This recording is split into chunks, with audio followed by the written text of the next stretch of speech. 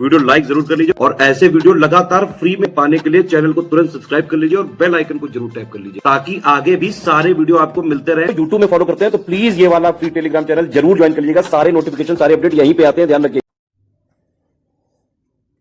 नमस्कार साथियों, स्वागत है आप सभी का स्टडी फॉर सिविल सर्विसेज में। ये क्लास है हमारी यारो हिंदी की और हिंदी में जो टॉपिक हम लोग डिस्कस कर रहे हैं वो है तत्सम और तद्भव। तो तत्सम तद्भव की ये क्लास है। इससे पहले की क्लास में हमने पुआ तक पढ़ लिया था, अभी हम आगे बढ़ेंगे। चलिए, पहला शब्द है हमारे पास पूरब। पूरब का जो तत्सम होता है वो है साथियों पूर्व। फिर है पुराना। पुराना का तत्सम होता है पुराण या फिर पुरातन। अगला है पूंछ। पूंछ का तत्सम होता है पुंछ। फिर है पूंजी। पूंजी का तत्सम होता है पुंज। पुंज, ठीक है। पूछना का तत्सम होता है प्रच्छन। प्रच्छन मतलब पूछना। पूष का तत्सम होता है पौष, ठीक है। पौष ये हिंदी माह का महीना है। पूष, पूष भी बोल देते हैं। पूष का महीना क्या होता है, जब नवंबर और मतलब नवंबर का अंतिम और दिसंबर में जब कड़ाके की ठंड पड़ती है तो बेसिकली दिसंबर के महीने को हम पूष बोलते हैं, ठीक है। जब बहुत ठंड पड़ती है। आपने प्रेमचंद की एक कहानी का नाम सुना होगा, पूष की रात। काफ़ी बढ़िया कहानी है प्रेमचंद की, कभी मौका मिले तो आप पढ़ना, आनंद आ जाएगा। आगे है 45। 45 का तत्सम है पंचचत्वारिंशत्। अब देखो यहाँ पर इसको तोड़ लो। चत्वारिंशत् का मतलब हो गया 40 और 5 भी आगे जुड़ा हुआ है तो +5 कर दो, तो 5 + 40 क्या हो गया, 45 नहीं हो गया? वही तो है। तो इनको इस तरीके से आप पढ़ोगे तो आपको लंबे समय तक याद रहेगा और कभी दिक्कत नहीं आएगी। फिर है 35, इसको भी आप देख लो। इसमें 2 शब्द हैं। पहला है त्रिंशत् यानी 30 और 5 और जोड़ना है तो कितना हो गया, 35। वही तो लिखा है।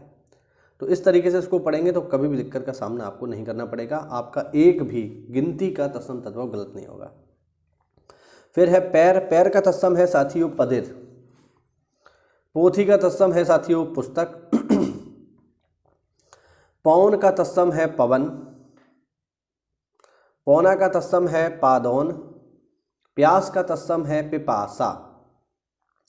पैदल का तत्सम है साथियों पदाति। पुरुषार्थ का तत्सम है पुरुषार्थ। देखिए लिखने भर का अंतर है, ये है पुरुषार्थ और ये है पुरुषार्थ, ठीक। पाँव का तत्सम है पाद। पाँव, पैर।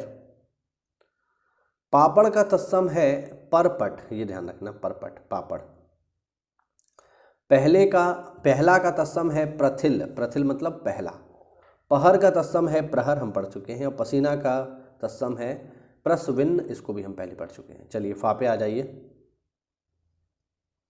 फा में पहला है फिटकरी, ये थोड़ा सा गलत लग गया है, इस तरीके से होगा फिटकरी। फिटकरी का जो तत्सम है वो है स्फटिक, ध्यान रखना, स्फटिक।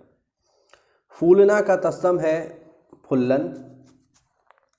फंदा का तत्सम है पाश। फरुआ या फरसा का तत्सम है परशु। फांसी का तत्सम है पाशिका। फागुन का तत्सम है फाल्गुन।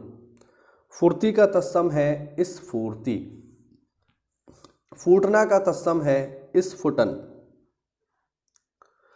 फूल का तत्सम है पुष्प या फिर फुल। फोड़ा का तत्सम है स्फोट। फेफड़ा का तत्सम है फुफ्फुस, इसको स्पेशली ध्यान रखना, फेफड़ा और फोड़ा भी, ठीक। फूटना, स्फुटन, पुष्प, फूल, स्फोट, फोड़ा। अब देखो ये है स्फुटन तो ये हो गया फूटना और स्फोट आ गया तो फोड़ा, तो मिलते जुलते हैं, ध्यान रखना। बांस का तत्सम है वंश। बजरंग का तत्सम है वज्रांग, वज्रांग। बहिन का तत्सम है भगिनी, ठीक। चलिए आगे बढ़ते हैं।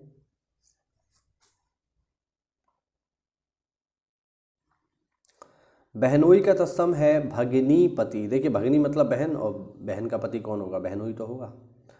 बांस का तत्सम है वंश या फिर वंश, हम पढ़ चुके हैं वो पहले। बछड़ा का तत्सम है वत्स, ये ध्यान रखना, वत्स मतलब बछड़ा। ये वत्स जो है इसी तरीके से ही है, बछड़ा का ही होता है, ध्यान रखना। बाघ का तत्सम होता है व्याघ्र, ठीक है, तो ध्यान रखना। अच्छा, कुछ लोगों को लगता है कि टाइगर माने बाघ होता है, मतलब सॉरी, कुछ लोगों को लगता है टाइगर माने चीता होता है, बहुत सारे लोगों को ऐसा लगता है कि टाइगर माने चीता, लेकिन साथियों ऐसा नहीं है। चलो थोड़ा सा बता देता हूँ, हिंदी की बात नहीं है, लेकिन हाँ लोगों को भ्रम है तो मैं दूर कर देता हूँ। टाइगर माने चीता नहीं होता, टाइगर माने बाघ ही होता है, ध्यान रखना। चीता एक अलग प्रजाति है, बाघ एक अलग प्रजाति है। तो बहुत सारे बच्चों की किताबों में आपने देखा होगा कि टाइगर माने चीता लिख देते हैं, वो गलत है। टाइगर माने चीता नहीं होता, टाइगर माने बाघ ही होता है। चीता तो अपने आप में चीता है, चीता को अंग्रेजी में भी चीता ही बोलते हैं, उसको लिखते भी चीता है, ची इस तरीके से लिखते हैं। देखो मैं लिख देता हूँ यहाँ पे, चीता की अंग्रेजी क्या होती है, चीता। तो चीता को चीता ही बोलते हैं, चीता ही लिखते हैं, लेकिन टाइगर माने चीता नहीं होता, टाइगर माने बाघ होता है, ध्यान रखना। आगे है बावली। बावली का तत्सम है वापी। बनारस का तत्सम है वाराणसी। कोई मुझे कमेंट करके बताए कि वाराणसी किन दो नदियों के संगम पर स्थित है। देखते हैं कितने लोगों को पता है कि वाराणसी किन नदियों के संगम पर है। एक तो नदी गंगा है, एक नदी और है, मतलब गंगा के अलावा भी एक संगम और बनता है इसका, वो आपको बताना है। चलिए देखते हैं कितने लोगों को पता है कि गंगा के अलावा वाराणसी किन नदियों के संगम पर है। आगे है बहू। बहू का तत्सम है वधू। बाग का तत्सम है साथियों वाटिका। बुरा का तत्सम है विरूप। बत्ती का तत्सम है वर्तिका। और बिजुली का तत्सम है विद्युत। और बढ़ई का तत्सम है वीर्ध या फिर वर्धकिन, ये भी ध्यान रखना। तो ये हुआ आज का हमारा टॉपिक साथियों, जिसमें हमने कुछ प्रमुख तत्सम तद्भव पढ़े। उम्मीद करता हूँ ये आपको जो है समझ आ रहे होंगे, क्योंकि मैं बहुत एक्सप्लेन करके इनको आपको बता रहा हूँ, जिससे आपको प्रॉब्लम ना हो, पेपर में आप अच्छा स्कोर कर पाएँ। मेरा खुद का स्कोर 60 में से 59 था, तो मैं उम्मीद करता हूँ आप कम से कम 60 में से 60 मारो, ठीक है। पूरे में से पूरे मारो, छोड़ने का कोई मतलब नहीं है, क्योंकि मैं पहले भी आपको बता चुका हूँ जीएस में नंबर खींचना कठिन है, बट हिंदी में नंबर लाए जा सकते हैं पूरे में से पूरे। जब मेरे 59 आ सकते हैं तो आपके 60 में से 60 भी आ सकते हैं, बस मेहनत करने की बात है। तो अच्छे से पढ़ते रहिए, रिवीजन करते रहिए, इनका पूरे में से पूरे नंबर लेकर के आएंगे। मिलता है अगली क्लास में, तब तक के लिए जय हिंद, जय भारत, वंदे मातरम।